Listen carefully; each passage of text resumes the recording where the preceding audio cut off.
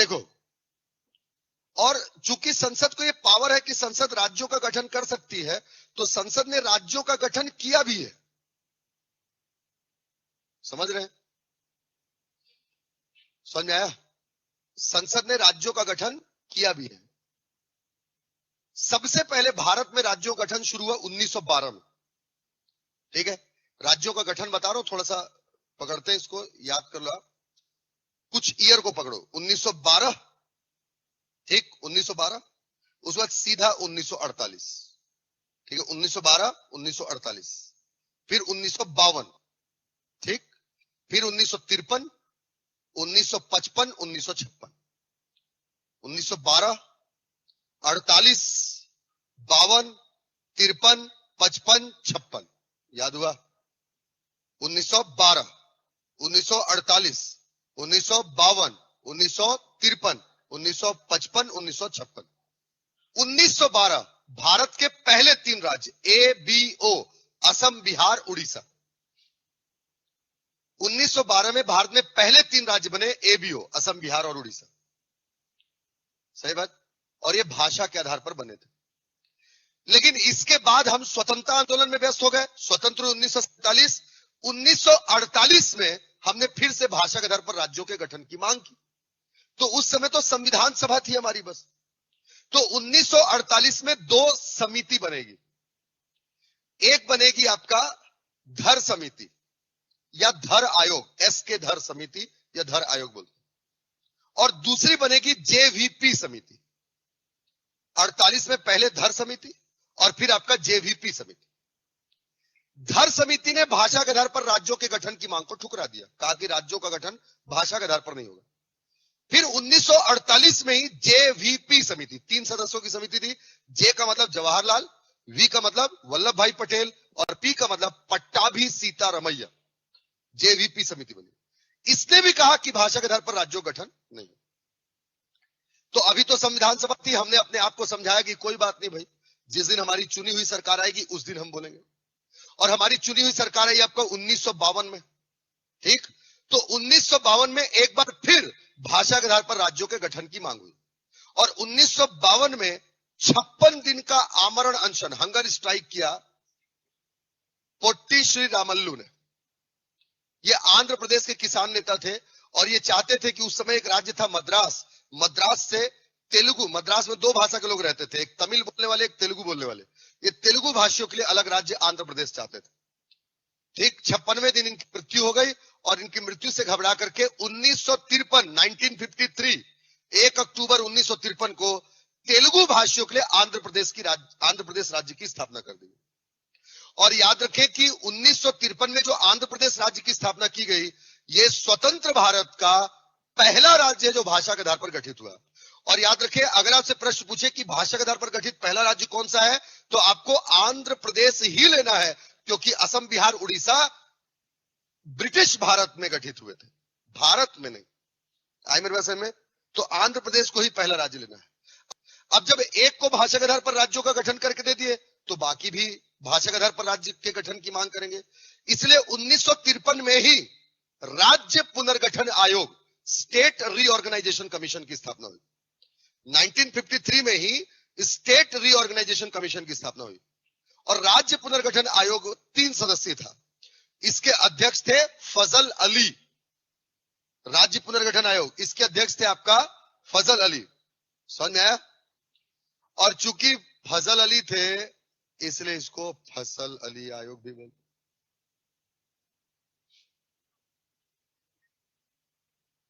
हैं। हाँ, लोन। समझ में आया? तो ये फजल अली थे। इसके 2 सदस्य और थे। अच्छा देखो, फसल का है कि, फसल याद करो, फसल का है कि कुंदरू खाए हो कुंदरू, हाँ, तो फसल का है कि कुंदरू की। अब कुंदरू के लिए क्या लगेगा? पानी। तो फसल से फजल अली अध्यक्ष, कुंदरू से कुंजरू, हृदय नाथ कुंजरू, ये नाम था। समझ में आया क्या? हृदय नाथ कुंजरू, ठीक।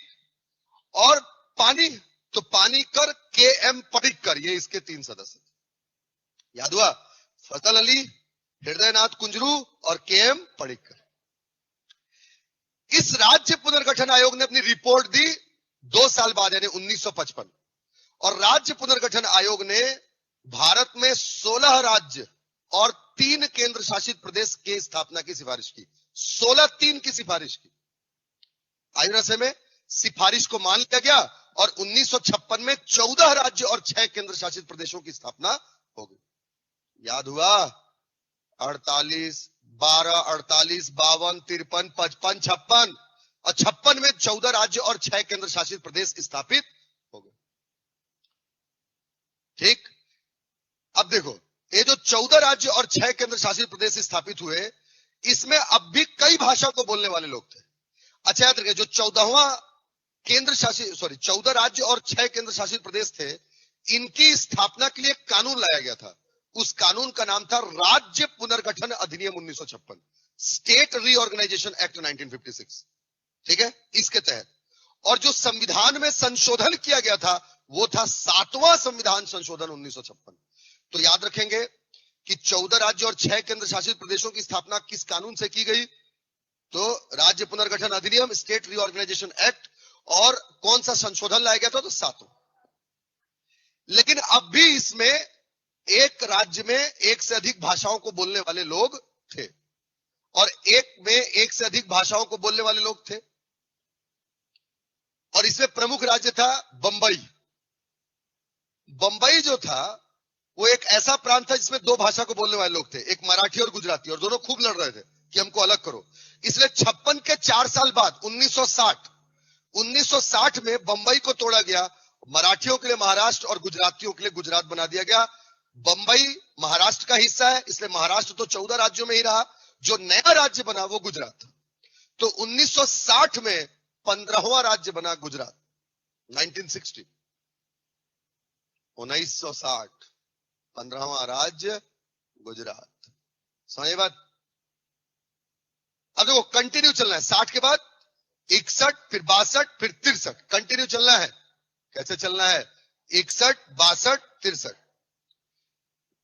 अभी क्या करेंगे? 61, 62 में अपन भगाएंगे जो भारत में विदेशी बैठे हुए। तो विदेशी कौन से बैठे हुए थे? पुर्तगाली थे अभी, समझ रहे हो? पुर्तगाली, और आपका फ्रांसीसी थे। ठीक है ना? तो पुर्तगालियों को भगाएंगे अपन। तो पुर्तगालियों को भगाने के लिए 1961 और 62 में पुर्तगालियों को भगाएंगे। 1961 में दादर नागर हवेली, दादाजी पहले आएंगे, दादर नागर हवेली याद करो, संविधान संशोधन बताया था। तो 1961 में दादर नागर हवेली पुर्तगालियों को भगाए और उसको बना दिए केंद्र शासित प्रदेश। दादर नागर हवेली 10वें संविधान संशोधन 1961 से। ठीक है, और उसके बाद से आपका 2 जगह और बच गए पुर्तगालियों का, गोवा और दमन दीव। 1962 में गोवा और दमन दीव को केंद्र शासित प्रदेश बना दिए 12वें संविधान संशोधन 1962 से। 10वें से दादर नागर हवेली केंद्र शासित प्रदेश बना, और 12वें 1962 से आपका गोवा दमन दीव। ठीक है, अब देखो 1963, 61, 62, 63, 63 में 13वां संविधान संशोधन, और 63 से असम से तोड़ करके नागालैंड बनाया गया। ठीक है, असम से तोड़ करके नागालैंड, और नागालैंड जो है भारत का 16वां राज्य बन गया। याद हुआ? 56 तक 14, 6, 56 के 4 साल बाद 60, फिर 61, 62, 63, 60 में महाराष्ट्र और गुजरात 15वां राज्य। 61 में दादर नागर हवेली, और 62 में गोवा और दमन दीव केंद्र शासित प्रदेश। और आगे, ठीक है ना, गोवा दमन दीव और आपका 66 मिलेंगे उसको। सही बात? गोवा दमन दीव और दादर नागर हवेली इस तरीके से हो गया। और उसके बाद 1963 13वां संविधान संशोधन से असम को तोड़ करके नागालैंड। अब देखो 63 तक आए, फिर 3 जोड़ दो, 66। 66 में पहुंच, 63 में आना, किसी को बुलाए आना तो पहुंचेगा भी तो 3 साल बाद पहुंचेगा 66 में। और पहुंचेगा प से पौंडीचेरी, ह से हरियाणा, और च से चंडीगढ़। पौंडीचेरी बन गया केंद्र शासित प्रदेश। हरियाणा पंजाब को तोड़ करके नया राज्य बना, यह 17वां राज्य बन गया। और चंडीगढ़ फिर से केंद्र शासित प्रदेश। समझ में आया?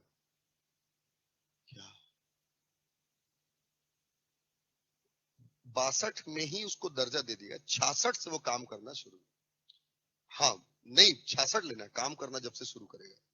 संशोधन 14वां संविधान संशोधन 1962 है, संशोधन 62 का है, इंप्लीमेंट तो 66 से होगा। ठीक है ना, याद हुआ? तो ये इस तरीके से आपका यहां तक क्लियर हुआ। तो 61, 62, 63, फिर 3 जोड़े 66, 66 में आ गए पहुंच पौंडीचेरी, हरियाणा और चंडीगढ़।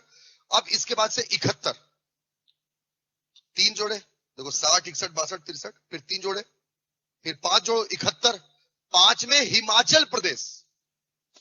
समझ में आया? हिमाचल प्रदेश को पूर्ण राज्य का दर्जा दिया गया और हिमाचल प्रदेश भारत का कौन सा राज्य बन गया? 18वां। क्लियर हुआ? हिमाचल प्रदेश। समझ में आया? अब देखो 71 के बाद 72, 1972 में फिर 3 राज्य बनेंगे, म-त्रि में, ऐसा म-त्रि में 1972 में मणिपुर, त्रिपुरा, मेघालय। ठीक है, म-त्रि में। ठीक है, तो हिमाचल प्रदेश आपका 1900 हो गया, ये 20, 21, 22, नहीं सॉरी 19, 20, 21। क्लियर हो गया? समझ में आ रहा ना सीक्वेंस? और 71 के बाद 75, 75 में सिक्किम, कहानी सुना नहीं सकता आपको उसके बारे में, अभी समय नहीं। ठीक है, तुम लोग को याद है ना ससुरे, ये बच्चे लोगों को याद नहीं। ठीक है, 36वां संविधान संशोधन 1975, सिक्किम को पूर्ण राज्य का दर्जा दे दिएगा और सिक्किम जो है भारत का 22वां राज्य बन गया। यहां तक याद हुआ? 56 के 4 साल बाद 60, 61, 62, 63, फिर 3 जोड़ो 66, फिर 5 जोड़ो 71, 71 के बाद 72 और 75, 72 में म-त्रि में, और ये आपका 75। याद रहेगा? अब 75 के बाद कुछ नहीं करना है, एक बार 12 जोड़ो, एक बार 13 जोड़ो, एक बार 14 जोड़ो। 12 जोड़ोगे आएगा 87, 13 जोड़ोगे आएगा 2000 और 14 जोड़ोगे आएगा 2014। तो 12 जोड़े 87, 87 में मैघ, ऐसा याद रखो, मिजोरम, अरुणाचल प्रदेश, गोवा, मिजोरम, अरुणाचल प्रदेश, गोवा, मैघ 1987 में। गोवा भारत का 25वां राज्य। इसके बाद 13 जोड़ो 2000, 2000 में नवंबर 2000, 2000 में 3 राज्य, CUJ। 1 नवंबर 2000 सी यानी छत्तीसगढ़, 26वां राज्य। ठीक है, 9 नवंबर 2000 उत्तराखंड। ठीक है, और 15 नवंबर 2000 झारखंड, 28वां राज्य। याद हुआ? नवंबर 2000 में CUJ। ठीक है ना, इस तरीके से। इसके बाद से आगे अगर चलेंगे तो 14 जोड़े तो 2014, 2014 में आपका तेलंगाना, आंध्र प्रदेश से तोड़ करके तेलंगाना राज्य बना, और तेलंगाना जो है भारत का 29वां राज्य था। इस समय तक 2014 तक भारत में 29 राज्य और 7 केंद्र शासित प्रदेश बन गए थे। ठीक, अब क्या हो गया? 2014 के बाद 2019, 31 अक्टूबर 2019 जम्मू कश्मीर से राज्य का दर्जा वापस लिया गया, तो राज्य की संख्या हो गई 28, और जम्मू कश्मीर को 2 केंद्र शासित प्रदेशों, जम्मू कश्मीर और लद्दाख में तोड़ दिया गया। तो ये केंद्र शासित प्रदेशों की संख्या हो गई 9। तो 31 अक्टूबर 2019 को आपका 28 राज्य और 9 केंद्र शासित प्रदेश। और फिर 26 जनवरी 2020, 26 जनवरी 2020 को जो 2 केंद्र शासित प्रदेश थे, दादर नागर हवेली और दमन दीव, इनको आपस में मिला दिया गया। तो अब ये बन गए दमन दीव एवं दादर नागर हवेली। ठीक है, और इस तरीके से वर्तमान में 28 राज्य और 8 केंद्र शासित प्रदेश। समझ में आया?